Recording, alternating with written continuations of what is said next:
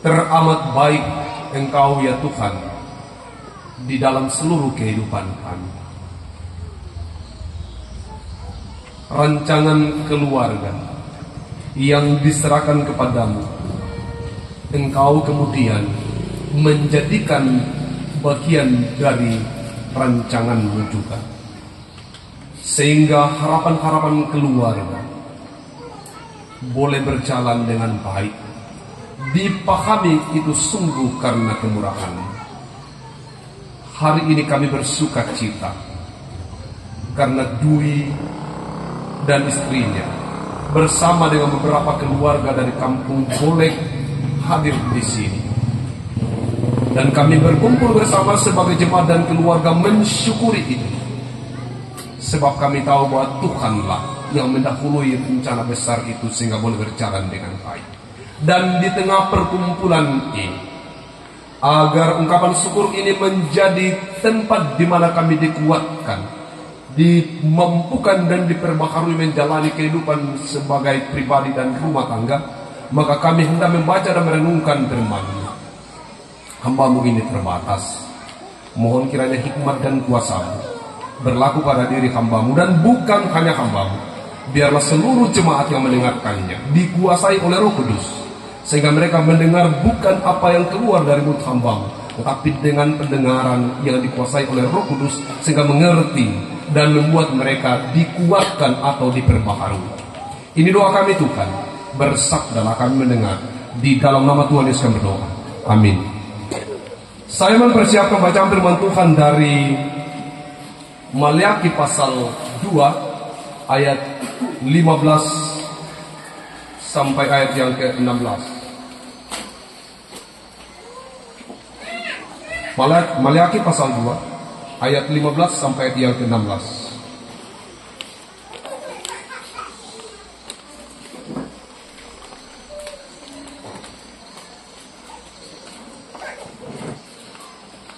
Bukankah Allah yang esa menjadikan mereka daging dan roh? Dan apakah yang dikehendaki kesatuan itu? Keturunan ilahi. Jadi jagalah dirimu, dan janganlah orang tidak setia terhadap istri dari masa mudanya. Sebab aku membenci perceraian, firman Tuhan Allah Israel. Juga orang yang menutupi pakaiannya dengan kekerasan, firman Tuhan semesta. Maka jagalah dirimu dan janganlah berkhianat. Demikian jawab baca. Mau saya kasih judul jangan berkhianat, tapi seperti tentara saja. Tidak cocok kayaknya karena pembalap ini. Saya tidak ikut waktu peneguhan dan pemberkatan karena satu dan lain hal. Karena saya punya kerinduan besar untuk ada di jemaat lain. Tapi suatu hari nanti Tuhan pasti buka jalan untuk itu. 3 tujuan perkawinan. Saya mau gambarkan secara umum. Ini secara umum dulu. Saya tanya tadi, Dwi berapa lama pacaran dengan panggil Nita? Ya? Oh, dipanggil Lestari. Dipanggil Lestari. Saya tanya tadi berapa lama pacaran dengan Lestari, dia bilang enggak pacaran. Kutanya Lestari, dia bilang lama kita Pak. Nah ini biasanya hal-hal sepele begini bisa menjadi pertengkaran. Tapi kalau orang mengerti tentang perkawinan, maka tidak akan ada masalah-masalah begitu. Akan banyak itu ungkapan begitu, bukan dari pendeta Basmas saja. Akan muncul nanti ada tetangga yang bilang, masa anda bilang suamimu tidak lagi pacaran? Kalau itu saja sudah masalah, ya sudah, selesai bola-bola. Tapi 3 tujuan perkawinan.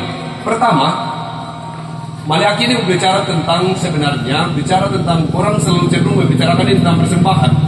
Tapi sebelum Maleakhi bicara tentang persembahan, dia lebih dulu bicara tentang keluarga.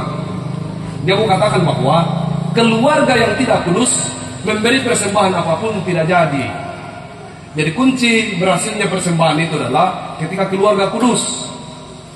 Itu yang mau digambarkan Maleakhi, bahwa hiduplah sebagai keluarga yang kudus, jaga dirimu, jaga perkawinanmu, jaga dirimu dari masa mudamu, jangan berkhianat. Lalu kemudian kalau engkau sudah menjaga kekudusan perkawinanmu atau keluargamu, maka kalau engkau memberi persembahan, semuanya akan menyenangkan hati Tuhan. Maka tingkap-tingkap langit akan terbuka. Tapi persembahan yang dibawa oleh manusia yang tangannya kotor tidak akan membuka tingkap langit. Tapi hanya keluarga yang hidup kuduslah, yang ketika dia memberi persembahan, maka tingkap-tingkap langit akan terbuka baginya di situ.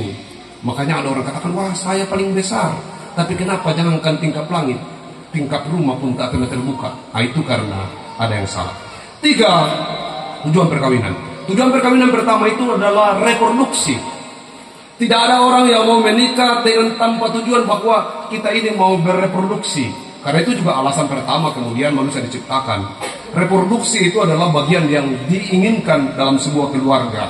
Itu gambaran awal dari bacaan dari Perjanjian Lama. Tapi kalau kita membaca kemudian 2 Korintus, surat-surat Paulus itu bicara tentang ya menikah bukan tujuannya untuk reproduksi saja, tapi tujuan utama perkawinan adalah menjaga hidup kudus. Kalau kau tidak tahan berketarak, kalau kau tidak tahan sendiri, menikah itu lebih baik daripada ganggu keluarganya orang dan seterusnya. Itu perintah untuk kemudian. Tapi tujuan utama pernikahan dalam konsep Paulus itu adalah agar orang boleh mampu saling menyelamatkan. Itu intinya. Karena memang penting, reproduksi penting. Beberapa waktu yang lalu saya tanya orang, kenapa mau menikah? Saya tidak tanya dulu karena pasti sudah dijawab di atas toh. Kenapa mau menikah? Dia jawabannya begini, so cocok pendeta. Sudah cocok. Bagaimana? Dia bilang, betul kan sudah cocok? Dia bilang, pas sekali. Bukan pas mah, pas sekali. Pas, betul. Pas. Bagaimana dia tahu bilang pas? Dia bilang, so coba di pohon coklat. Kalau hanya menikah untuk itu, hanya untuk reproduksi, itu gagal. Itu tujuan pernikahan pertama. Tapi bukan berarti bahwa itu tidak. Iya. Tujuan pernikahan kedua itu rekreasi. Pertama reproduksi, kedua rekreasi. Apa itu rekreasi? Kita semua mengenal bagaimana itu rekreasi. Rekreasi itu adalah cara menyenangkan diri.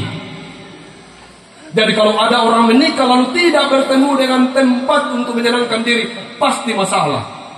Jadi pernikahan itu rekreasi. Pernikahan itu tempat di mana orang berpikir bahwa kalau saya menikah ini saya akan senang. Makanya jangan bertengkar terus. Makanya jangan bikin masalah terus. Karena pernikahan itu tempat rekreasi. Siapa yang mau ke tempat rekreasi? Tujuannya apa? Agar senang. Akai koke bayi neki. Akai koke muane ki. Robek-robek bibir karena cakar. Bagus kalau nak gigit, tapi ini nak cakar bro. Siapa yang mau? Adakah orang yang ingin pergi ke tempat rekreasi yang di mana di sana tiba di tempat rekreasi ada kekacauan? Tidak ada. Tujuan utama pergi orang rekreasi menyenangkan diri, dan paling pertama kalau kita pergi rekreasi aman tidak? Kalau tidak aman tidak perlu ke situ. Karena yang paling penting dalam hidup itu adalah rasa aman. Sehingga orang semua berupaya memprospek dirinya, memprotek dirinya agar kemanapun dia pergi itu selalu ada rasa rekreasi. Jadi kalau berkeluarga ya bikin keluargamu itu seperti tempat rekreasi. Jangan tempat dikremasi. Dikremasi itu kalau dibalun lah tinggal mau dikubur. Itu yang kedua. Yang ketiga itu perkawinan itu adalah tempat berrelasi. Berrelasi itu atau punya teman relasi, ada punya teman, punya kawan. Di perkawinan itu kita menemukan teman yang boleh diajak cerita, teman yang boleh menopang kita, mendukung kita. Itu namanya relasi. Kita menikah ingin punya relasi. Bagaimana kalau menikah tidur baku belakangi? Tidak, relasi namanya itu. Relasi itu ketika kita menikah mau kita dapat teman. Oh luar biasa. Kita mendapat teman yang mendukung kita, mensyukur kita dalam kegiatan, dalam pekerjaan, dalam berbagai masalah, dalam berbagai perkara. Relasi itu adalah kita hanya bisa berrelasi dengan orang yang menganggap kita istimewa. Kalau kamu sudah dianggap, kalau kita sudah menganggap orang lain itu tidak penting, maka kita tidak akan membangun relasi itu.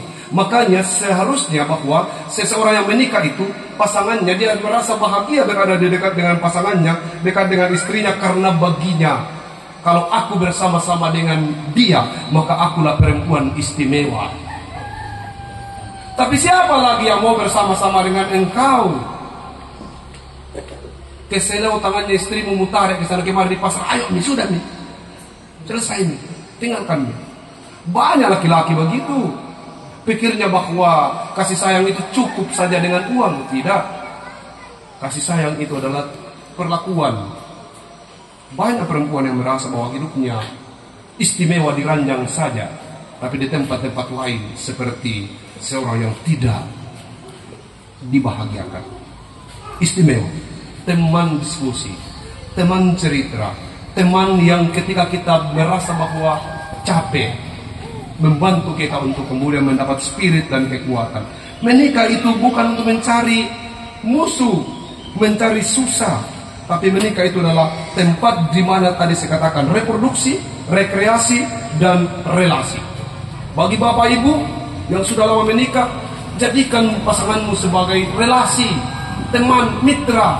Jangan ada program bertengkar. Seharusnya ketika ada program, maka istrilah yang menjadi tempat di mana menjadi teman. Ayo, bagaimana kalau begini? Begitu juga dengan suami. Jangan main sendiri. Kalau sudah begini, bilang begini. Kalau dibilang panen. Kalau dibilang belum. Tak boleh begitu dong. Kita perlu komunikasi. Memang uang itu penting, tapi ingat, penting sekali menjadikan pasangan kita sebagai orang yang istimewa. Satu hari saya bikin ibadah pasutri dengan judul Dipulihkan. Tidak banyak orang yang datang, karena mereka bilang apa? Dia bilang, kami nih Pak Pendeta selalu kan bertengkar, tapi toh Pak jika kembali. Tidak lama kemudian ada anak laki lagi. Saya setuju dengan itu. Banyak orang yang kemudian tidak bercerai, tapi tidak pulih dari luka yang dialaminya.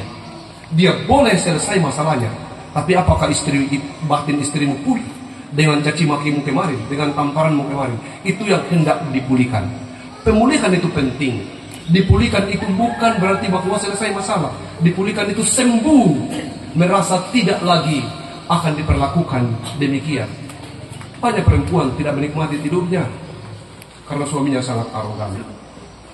Itu. Dan tentu kita tidak ada yang satupun di antara kita yang bertujuan bahwa menikah kemudian akan menjadi tempat di mana kita dipaksa bangun pagi, di mana kita dipaksa harus pergi bekerja. Tidak ada seseorang pun yang berpikir untuk menikah seperti itu. Pastinya adalah pernikahan itu adalah tempat untuk memang benar reproduksi, rekreasi, dan relasi. Oh, menikah itu dulu bukan berarti tanpa masalah. Selalu ada masalah. Dan kalau masalah menjadi alasan untuk bercerai, maka semua orang akan bercerai. Karena tidak ada orang tidak bermasalah. Semua orang punya masalah. Tetapi masalah tidak bisa menjadi alasan untuk bercerai. Seharusnya kita berkata ketika datang masalah, kalau kita ada di perahu, maka kita katakan, mari kita berpelukan. Badai ini kencang, berpeganglah. Dengan kita berpelukan, pasti kita mampu menghadapi badai ini. Bukan katakan ya melompat, kita tahukah, melompat dan kemudian mencari keamanan sendiri-sendiri. Keluarga Lestari dan Dwi dan kita semua, bacaan ini mengingatkan kepada kita bahwa apa yang membuat orang tidak cerai? Setia. Bertengkar dan berbeda pendapat ada, tetapi yang membuat kita akan mengakhiri perjuangan itu secara bersama sampai mau memisahkan adalah kesetiaan. Janjilah yang mengikat orang untuk tetap hidup bersama. Kalau bukan itu, makanya terjadi perceraian karena ada yang tidak setia. Tapi kalau semua berkata setia, maka bisa ada masalah. Tetapi masalah itu tidak akan berujung kepada perceraian atau perpisahan. Jangan berkhianat.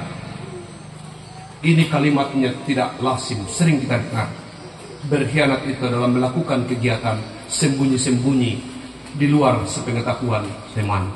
Dan biasanya orang berkata sakit sekali. Sakit yang paling sakit adalah dikhianati oleh orang yang dikasihi. Sakitnya Tuhan itu adalah sakit karena anak-anak Tuhan melakukan perbuatan yang tidak menyenangkan Tuhan. Kalau bukan anak-anak Tuhan, tidak apa-apa. Tuhan tidak terlalu sakit.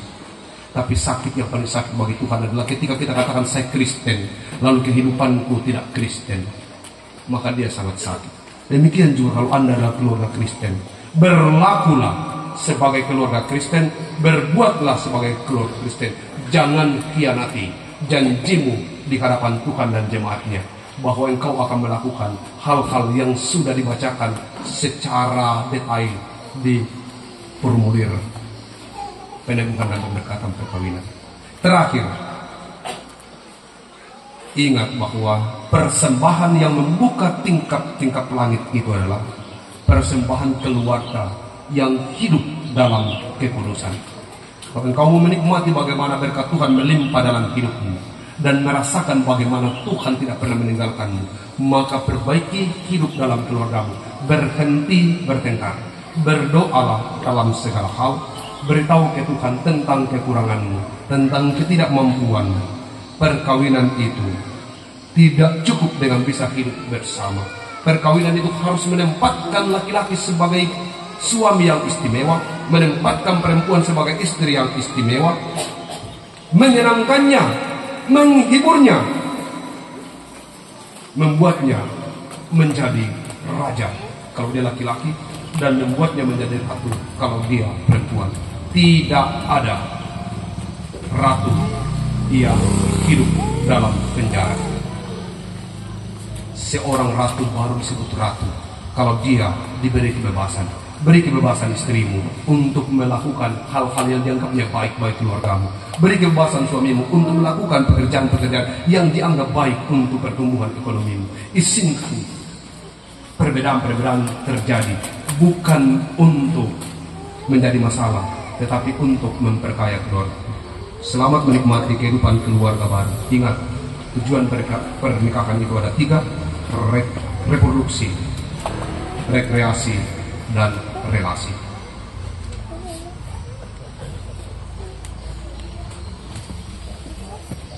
Keluarga yang indah itu, kalau Alkitab bilang, bukan karena banyaknya sawitnya, bukan karena banyaknya harta bendanya, tapi keluarga yang indah itu kalau Tuhan ada di dalamnya.